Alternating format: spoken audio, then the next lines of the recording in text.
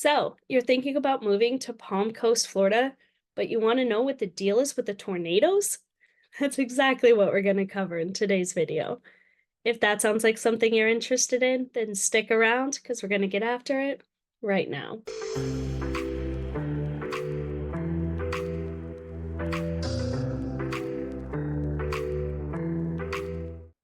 Hi, my name is Stephanie Schulis with Real Broker. Thanks so much for joining us today. If this is your first time to the channel, please make sure to tap that button below to subscribe. Hit that bell for notifications so you can be the first to be notified every time we put out brand new content all about Palm Coast, Florida living and moving to Palm Coast, Florida and the surrounding areas. We get calls, texts, and emails from people just like you looking to make the move to Palm Coast every day, and we absolutely love it. So, whether you're thinking about moving in the next 9 days or 90 days, give us a call, send us a text, shoot us an email, and we'll do everything we can to help you make a smooth move to Palm Coast, Florida. We get tornadoes here. That was surprising to me when I moved here. I had no idea. I never would have thought beach and tornadoes. So, I always like to talk about it with people. Our tornadoes that we get here typically aren't the disastrous ones that you see out in the Midwest, but they can still do some damage. Recently, there was a tornado that touched down up in St. Johns County, and it did do a fair bit of damage. So I kind of wanted to talk about how the tornadoes happen here, what to do about them, some myths and misconceptions around tornadoes, as well as some tips and preventative measures that you can do to keep you and your loved ones safe. So let's get started. When the jet stream digs south into Florida and is accompanied by a strong cold front and strong squall line of thunderstorms, the jet stream's high level winds often strengthen a thunderstorm into what meteorologists call a supercell. These powerful storms can move at speeds of 30 to 50 miles per hour, produce dangerous downburst winds, large hail, and most deadly tornadoes. Damage from a tornado is the result of high wind velocity and wind-blown debris. Over 80% of all tornadoes strike between noon and midnight. So at least we won't have to worry about them while we're trying to drink our morning coffee and manage the hyper children, right? Florida is the third state for tornado occurrence in the United States. Many Florida tornadoes are rain-wrapped and cannot be easily seen. Florida's tornado season is all year long. The strongest tornadoes are more likely to occur in the winter or early spring months and many times at night. Florida tornadoes can be exceptionally fast-moving at speeds of 70 miles per hour. Act when warnings are issued. You may not see or hear it coming. Though most Florida tornadoes are weaker, they can be strong at times, especially during the winter and early spring months. The average lead time from warning to when the storm strikes is about 12 minutes. It can be more or less. Act immediately on warnings. Flagler County, where Palm Coast is located, has had 24 confirmed tornadoes since 1970 when records began to be kept. There may have and likely has been more due to underreporting. So 24 confirmed since 1970. Sometimes a tornado will strike without warning. Even when storm spotters and Doppler radar, sometimes tornadoes will form suddenly. If threatening weather approaches, seek shelter quickly. So all of that's from the Flagler County Management System around facts on tornadoes. I wanted to talk about some myths around tornadoes as well. Opening windows to equal pressure. This actually can cause more damage and also delay you from seeking shelter. So please don't try going around your house to open the windows. Parking under an overpass. This is a very dangerous place to be as the winds are intensified through the passage under the overpass. If the sky turns green, it means a tornado is coming. Not always. The green sky is more associated with hail. Many tornadoes are rain wrapped and hard to see. So, what do you do if you're subscribed to all of the warning systems and you get a tornado warning? The first thing you want to do is go to a safe shelter immediately, such as a safe room, a basement, which there aren't many of here in Florida, storm cellars, we don't really have them here, or a small interior room on the lowest level of a sturdy building. In my house, that small room is the bathroom. We have one bathroom in our house that does not have an exterior window, so that's where the whole family, the kids, the dogs, everyone climbs in.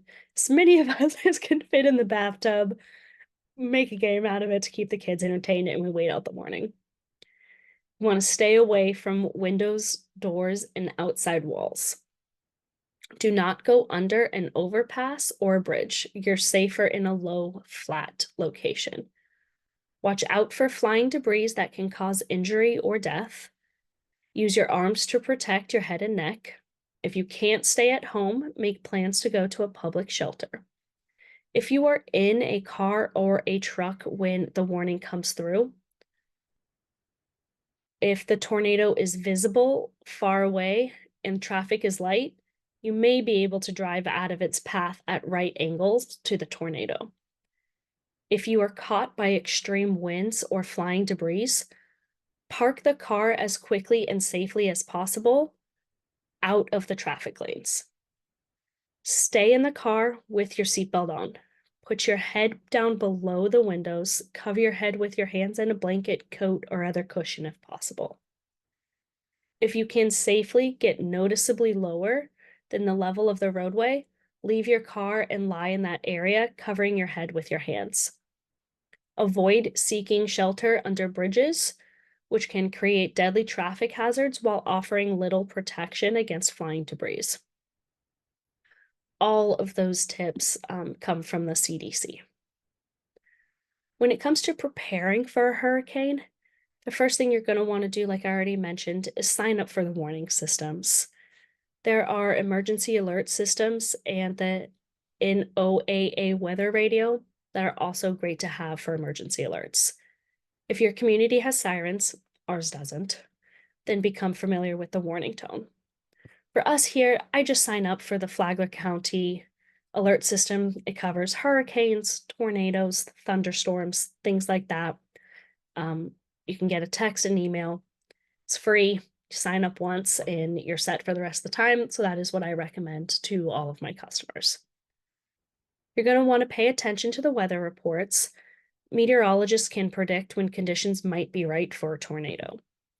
Identify and practice going to a safe shelter, such as a safe room, or interior rooms without windows. The best protection is a small interior windowless room, or again, basement, which we don't really have here, on the lowest level of a sturdy building. Plan for your pet. They are an important member of your family, so they need to be included in your family's emergency plan. We have 2 dogs. One does not care, would not be bothered. The other doesn't really even like thunderstorms. So when we all have to climb into the bathroom, it gets a little interesting with the pets and the 2 young kids. But the good news is that they come through, the warnings come on and leave fairly quickly, so it's not too long to wait it out. Prepare for a long-term stay at home or sheltering in place by gathering emergency supplies, cleaning supplies, non-perishable foods, water, medical supplies, and medication. For us, we already do that for our hurricane prep, which kind of comes into play a lot more often than true tornado warnings. When you do sign up for the alerts, you'll note that there's a difference between a tornado watch and a tornado warning. Where I live, we get tornado watch quite frequently during some times of the year. It just means that the weather is right for a tornado. A tornado warning means one's coming, and it's kind of that 12-minute warning that we were talking about earlier. and that's when we would actually go into a bathtub. We don't go hang out in the bathtub in the bathroom for every single tornado watch alert that we get. After a tornado has come through, you want to pay attention to the local authorities for updated information. You want to stay clear of fallen power lines and broken utility lines. Contact your health provider if you're sick and you need medical attention. Wait for further instructions to shelter in place.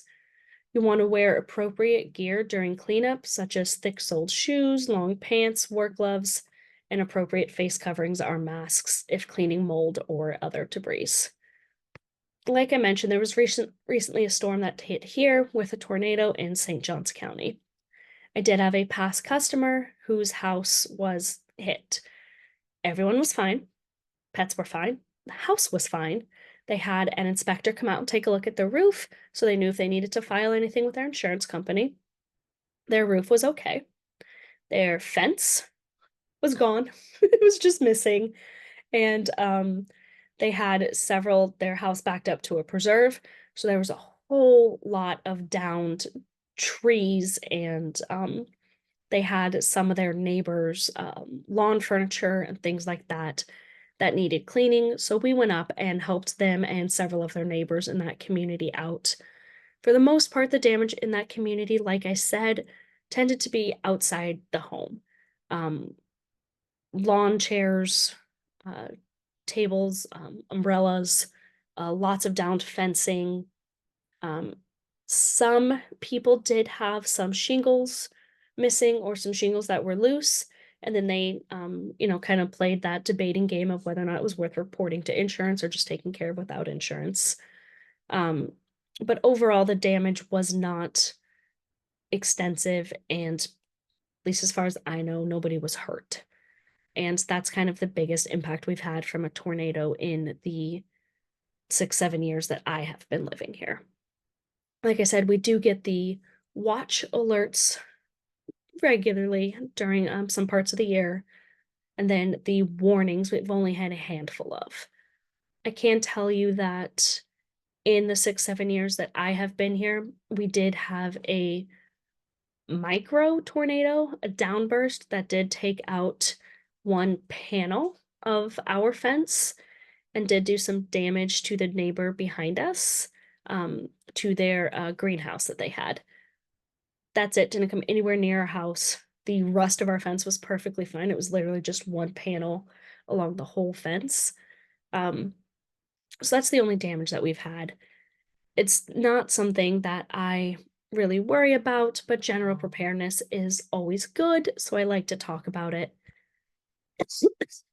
Like I said earlier, Flagler County has had 24 confirmed cases since 1970. And while there is a good number or a good chance that that number is underrepresented, it's still not going to be a lot, and they're not in our little area.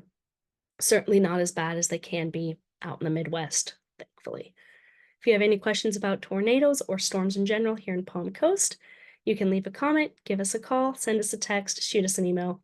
We love hearing from you guys. That's it on this video. We'll see you on the next one.